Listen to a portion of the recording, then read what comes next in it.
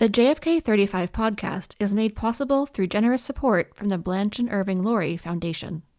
JFK 35 is a production of the JFK Library Foundation. The views, thoughts, and opinions expressed are the guest's own and do not represent the views, thoughts, and opinions of the JFK Library Foundation staff, board, or donors, or the JFK Library. The material and information presented here is for general historical and educational informational purposes only. The views expressed in the podcast are not meant to imply any endorsement of or opposition to any organization or political party. The people who are opposed to aid should realize that this is a very powerful source of strength for us. In 1961, President Kennedy established USAID to provide support to under-resourced countries and build a sphere of influence to combat the growing influence of the Soviet Union. In this episode, we'll discuss USAID and other strategies of diplomacy and negotiations President Kennedy used to promote and strengthen democracy at home and abroad. Coming up next on JFK 35. And so, my fellow Americans, ask not what your country can do for you, ask what you can do for your country.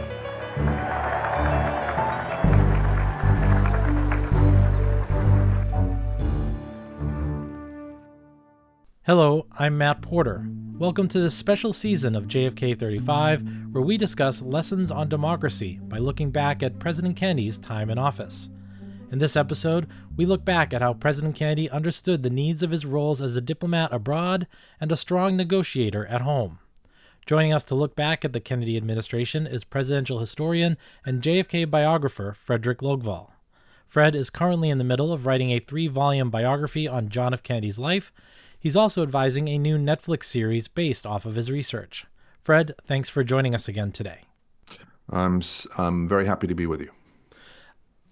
In this episode, we're talking about the lessons of democracy involving sort of diplomacy and negotiations, both foreign and domestic, in President Kennedy's time. Starting with the foreign side, and of course we could do like an entire series on it, but in this particular episode, I want to focus on one particular way President Kennedy tried to use diplomacy, and that was with the group that he started, USAID, U.S. Agency for International Development, which started under President Kennedy. This is an example of what a lot of people in foreign policy world would call soft power. Let's just start with, why was the USAID something that President Kennedy started? Why hadn't it come up before? How did President Kennedy sort of be the one to start this organization, and why at that moment was it important to do? I guess two things we would say here. First, Kennedy, and this is really quite interesting, and this is something I'm writing about in the second volume of my biography. Kennedy believed strongly in foreign aid, and U.S. assistance to especially the developing world. So you see time and again in his speeches, including in the campaign, to some extent, I think in the debates with Nixon, his emphasis on the importance of foreign aid. And that's notable in part because the American public has never been particularly keen on foreign aid. So in selfish political terms, it might have been smarter for Kennedy to say, we can't afford to help other countries. They're going to have to do this on their own. But no, Kennedy stresses that U.S. Foreign assistance, foreign aid should be increased. I think he feels very strongly about this, and it becomes clear, especially in the 1960 campaign.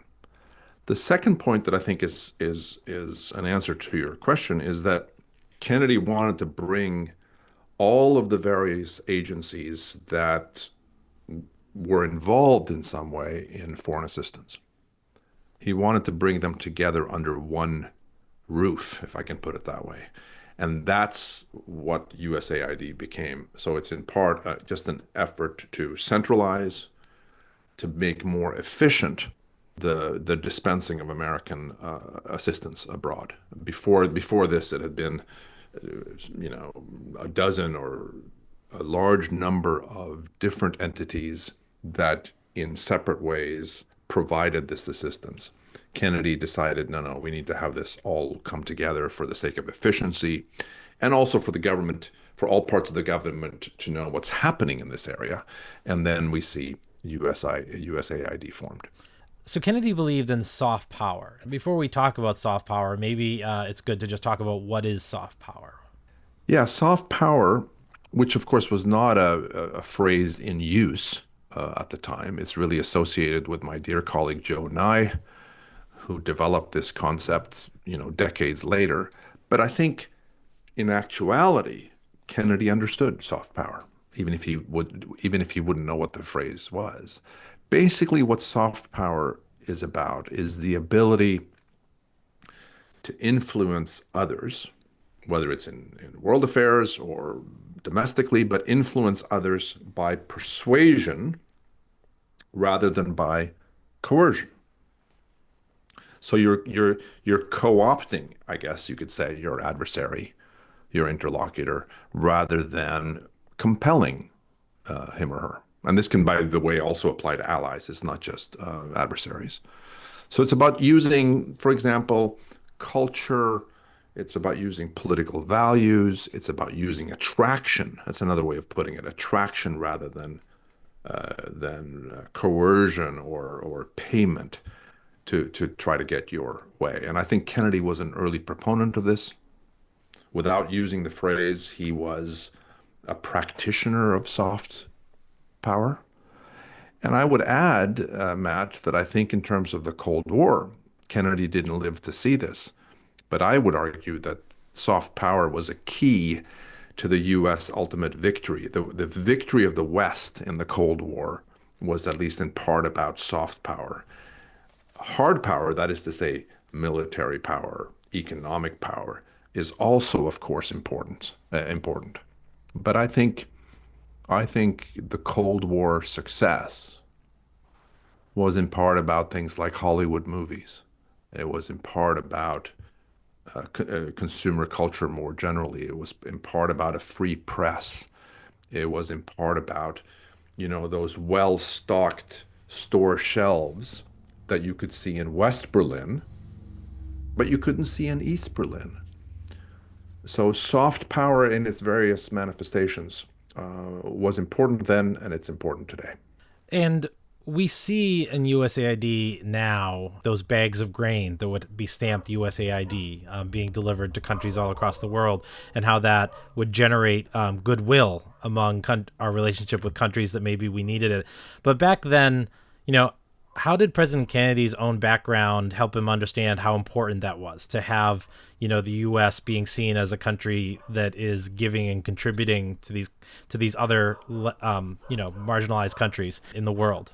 Well, he, I think, was, if not unique, he was at least unusual among national political leaders. This is when he's a senator. So we're talking here about the 6 or 7 years before he really began running for president. He was quite unusual in seeing that this kind of assistance was the right thing to do for its own sake, number one. But number two, it was also an important Cold War weapon that in order to speak to the developing world, which in Kennedy's view and in the view of many other officials was in a sense up for grabs in the great East-West struggle. In order to win those newly emerging nations, many of them emerging from colonialism, in order to win them over to the West, to the side of the West, you needed to speak to the needs of those countries. You needed to speak to these people where they lived. And that was in part going to happen through assistance, through development aid. And so from an early point, I think he sees this as both an instrument of U.S. foreign policy in the struggle against the Soviet Union, and as something that's just important to do because the United States is blessed with great riches, and it should be assisting these countries in a way that is consistent with their own desires and needs and what they themselves deem essential for them.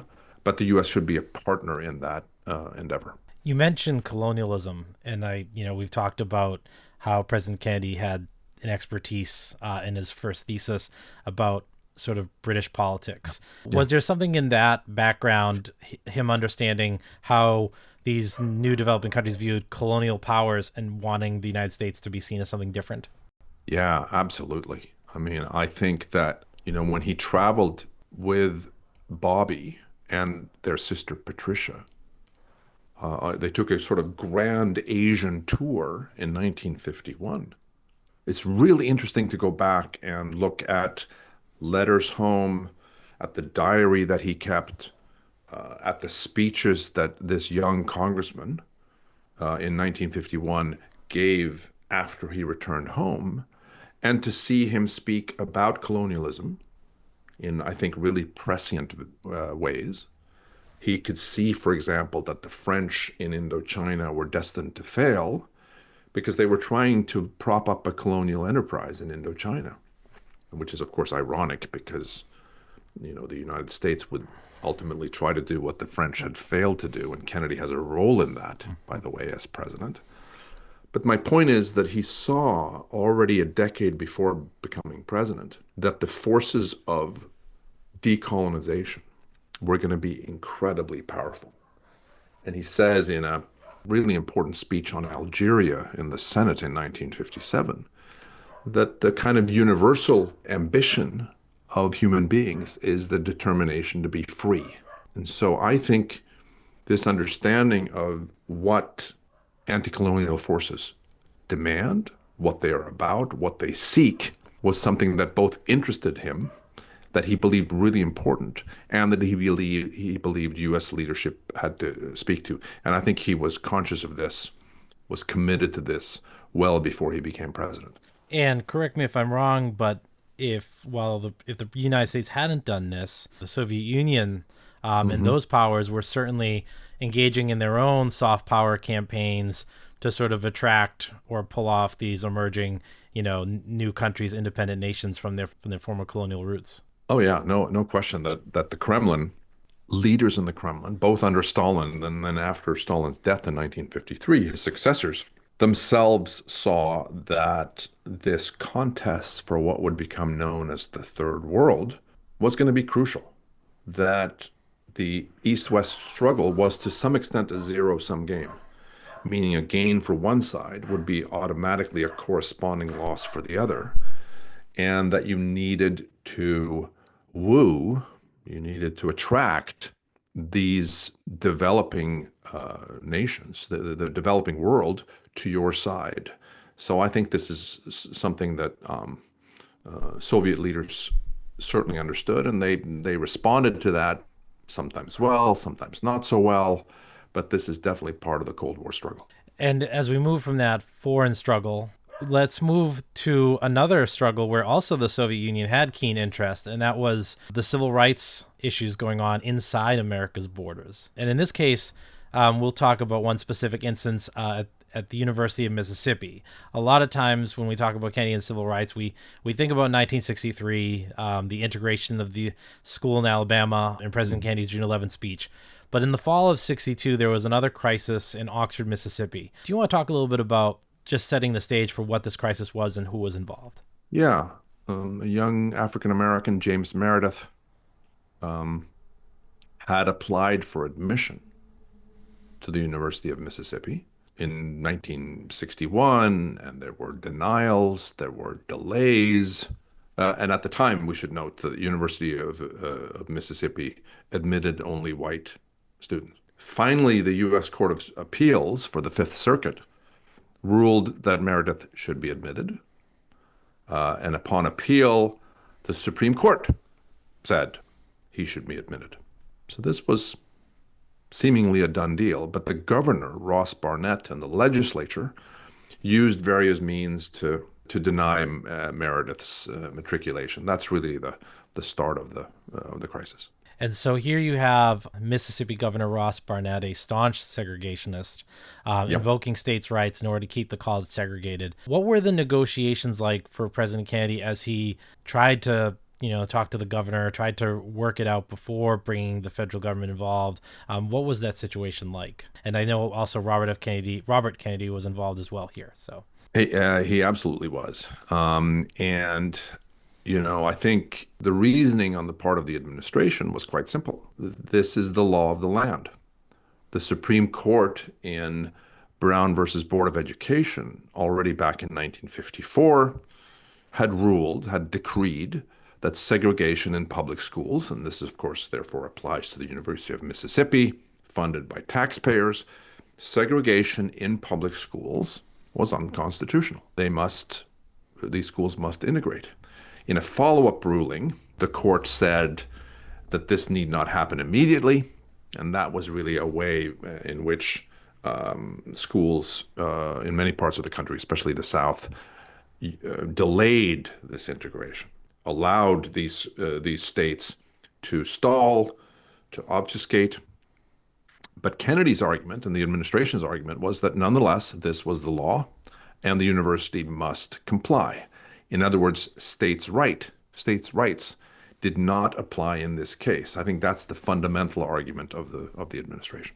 So unfortunately, in this situation, President Kennedy calls in U.S. Marshals and federal troops to enforce the order to desegregate. There is a riot, killing 2 people, injuring hundreds.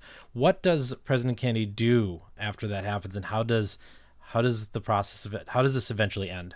Yeah, so there's negotiations that goes on, and a series of phone calls between Robert Kennedy, the Attorney General, and Governor Barnett, really between, I think, September 27th and October 1st. There's a deal seemingly struck that seemingly has solved the issue. Meredith, enters the campus. But in spite of this deal, segregationist rioters, encouraged by Barnett, turned to violence, as you suggested, including gunfire. And something like 300 people are actually injured. We sometimes forget just how serious this situation was. 2 people are killed. And this is on Sunday, September 30th. And Meredith is supposed to enroll the next day. And what happens, to cut a long story short, is that the following day, October 1st, 1962, after federal and state forces take control, James Meredith becomes a student at the University of Mississippi. And we should note, I think it's a remarkable story that in spite of continuous harassment from white students and others at the university, James Meredith graduates 1963 with a degree in political science, even after all that he had endured. What does this situation say about how JFK used his negotiation tactics to try to get Meredith in without violence? Unfortunately, violence happened. And maybe what also does he learn when he has to then negotiate with Governor Wallace a year later in Alabama? Just a little bit about how President Kennedy handled the negotiation part of this and what he learned. Well, I think he learned, if we think about these 2 incidents together, I think he learned that he could prevail. So that that's the first thing I would say is that when we start talking about the University of Alabama and George Wallace, this is now June of 1963. So it's not a year later, but it's the better part of a year later. I think he took the lesson that it's better to resolve an issue, to address an issue as a conflict between the states and the federal government, rather than as a racial confrontation. Better to make this an issue of, federal versus state power than one between a white governor, in this case, and black students. I think that was a lesson that they took. But I think we should emphasize here that, with respect to the situation at Alabama in June of 1963, I think there was real worry in the White House, understandably, that this thing could become just as violent, if not more violent than had been the case at Ole Miss. So we shouldn't assume that because the Alabama case was resolved more peacefully, that this was something that the administration, that the 2 Kennedy brothers were necessarily confident would be the outcome. Yeah. The other thing, of course, that we should note here is that on June 11th, the same day that this Alabama crisis is in a way reaching its climax, John F. Kennedy gives one of the great, I think, speeches of his presidency in the Oval Office, addressing civil rights in a way that it hadn't really been addressed before by an American president, making it a matter of moral urgency in a way, again, that no previous president has done. All of this is happening, coming to a head, I guess I should say, on a single day, June 11th, 1963. And we will follow that up more on another episode about the social contract and how President Kennedy viewed that. In the last few minutes that we have, and we're going to talk a little bit about the Cuban Missile Crisis, but I mean a very small section of it. For those who are listening and want a full rundown of the Cuban Missile Crisis, we have a great series called Atomic Gambit. Fred, you were part of it. So if you are listening to this and feel like you need more of a read-through of the whole Cuban Missile Crisis, check out that podcast, Atomic Gambit, also here on our podcast page. But in the Cuban Missile Crisis, as far as like diplomacy that I want to just quickly talk about, is really President Kennedy's relationship to Khrushchev, the leader of the Soviet Union at the time, and how those two men, in the scariest of times for this country, I think it's really sometimes, I know for me, it's hard to relate that, my parents in that time, in that, 13-day period, people were really wondering if they would wake up and see the city that they lived in the following day. So the pressure is not an exaggeration to say at a world all-time high. How did President Kennedy use his background and his abilities to negotiate and talk to Khrushchev to keep the situation from literally exploding into World War III? Well, I think he'd learned a lot in the in the first, say, almost 2 years of his presidency. He had come into office, I think, endorsing in broad terms the containment strategy, endorsing the Cold War, if you want to put it that way. I think he understood even then, that is to say in January of 1961, that you needed to deal with the communists. Just because you were opposed to their system of government, to their ambitions, to their aggression in some cases, didn't mean that you could have a kind of policy of isolation from the Soviet Union. I think he understood from his first day in office that you should deal with them. And I think that conditions, by the way, his approach to the Vienna summit with Khrushchev just a few months after he became U.S. president. They met in Vienna. I think he believed, Kennedy, that he could compromise with Nikita Khrushchev, the Soviet leader. And it turned out not to be the case. He was bullied at Vienna. I don't think it's true, as some authors have suggested, that Kennedy was unprepared for Vienna. John F. Kennedy was prepared for every important meeting of his life. This is a guy who studied. This is a guy who boned up. This is a guy who prepped. So I think it's quite wrong to say that he was unprepared. What is fair to say is that he did not get the meeting that he expected. Because, as I say, Khrushchev did not come in a mood to deal, and he ran roughshod, in a sense, over Kennedy at that meeting. But by the time we get to the missile crisis, I think Kennedy has a better understanding of his adversary and approaches the missile crisis with that knowledge, still fundamentally of the view that in the nuclear age, you cannot have, if at all possible, the two superpowers of the world enter direct military conflict.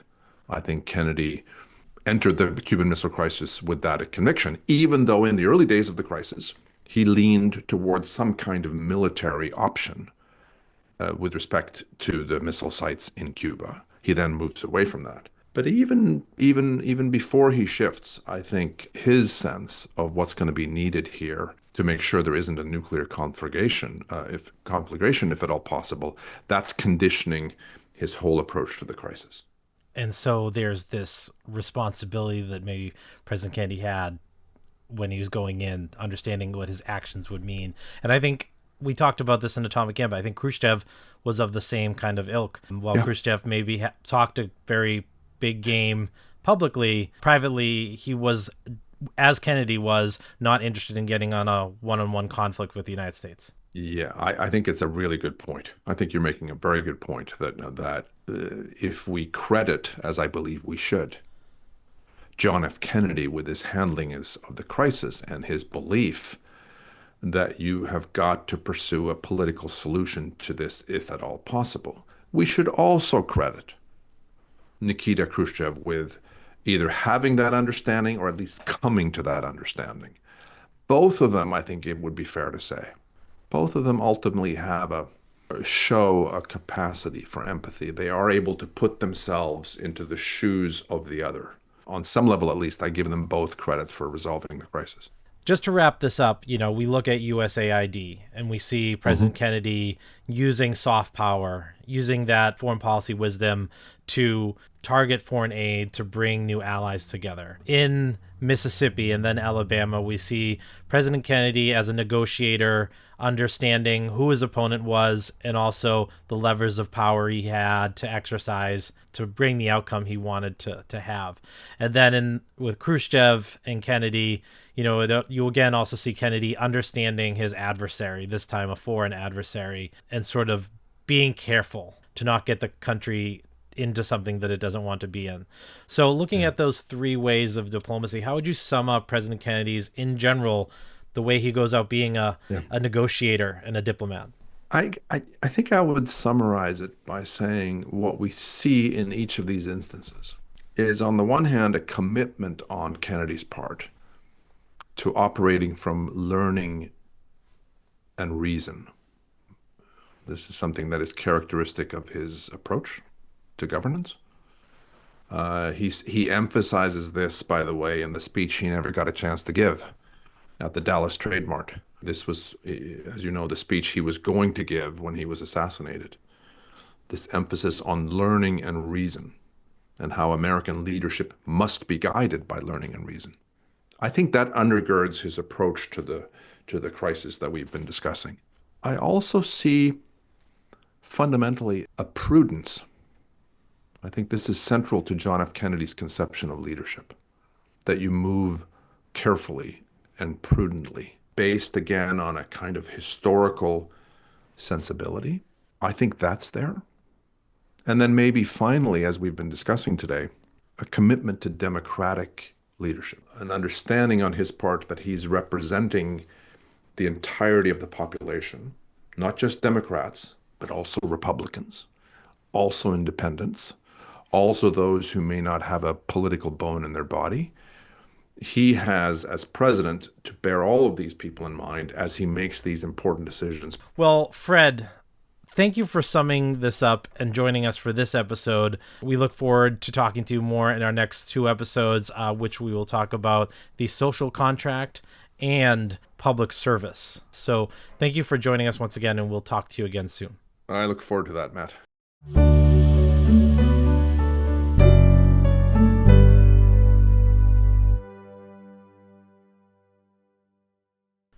Thank you for listening to our second episode of Lessons on Democracy by JFK 35. If you're interested in learning more about some of the material we discussed today, you can visit our podcast page for this episode. If you have questions or story ideas, email us at jfk35pod@jfklfoundation.org or find us on social at JFK Library FDN using the hashtag JFK35. If you like what you heard today, please consider subscribing to our podcast or leaving us a review wherever you get your podcasts. Thanks for listening and have a great week.